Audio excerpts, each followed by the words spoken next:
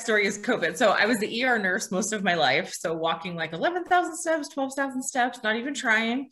I think when I was about 30, so I'm 43 now. When I was about 30, I really got into fitness, really got strong, really got thin. And then I got a desk job last November. So like 2019, November. And then COVID hit in March, got married in February.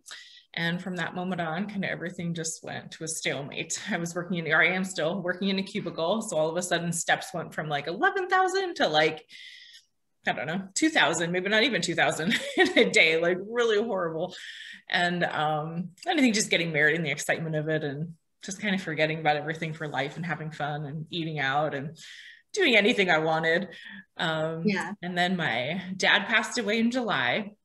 And I think that was a really big thing. So I had definitely gained like a few pounds until then.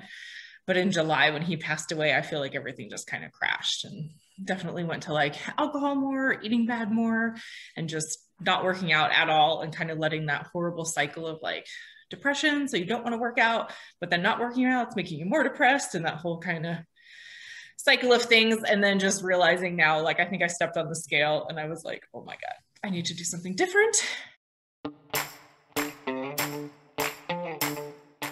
I think for some reason that 10 minutes of working out like just really resonated. I don't know where it comes from, right? Where you think like, oh, if I'm not going to do this crazy workout, then what's the point? And then I wouldn't even do the 10 minutes. I'm like, no, I'm not doing 10 minutes. That doesn't count as a workout. And then I do nothing. And then at the end of the day, you'd be like, that was so counterintuitive or so counterproductive. Like if I would have at least done a little bit of something, I'd feel a little bit better and I would have actually done something versus nothing and continuing to do nothing. So I think just realizing that it's okay to just try, do it. And then if it worked out, then great. And now I'm like really getting back into it and I'm loving working out again. Yes, I do. I think I definitely pay more attention back to paying attention to serving size. I think that's a huge thing. I do feel like right now, the thing I'm going to really focus on is just making better habits. I feel like I'm hitting the macros.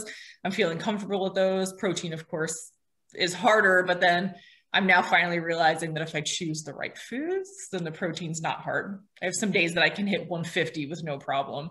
And then another day I hit 80 and you're like, oh, that's because I ate cake all day. No. It really does. It boils down to those food choices. It's a lot of people struggle with protein. And that's why we tell people center your meals around protein. By centering your meals around protein, you're making that the focus and you're almost guaranteed to hit your protein. Yeah. And once you get used to hitting protein, it's really hard to not hit protein.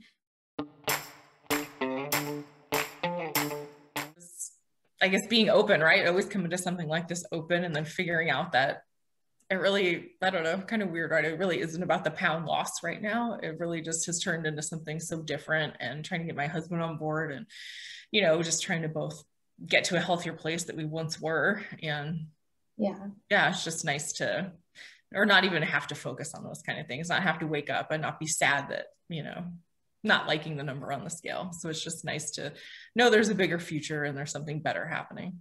Yeah, that definitely. It's all mindset. It's crazy how much healthier you feel once you're not so stuck on what the scale says,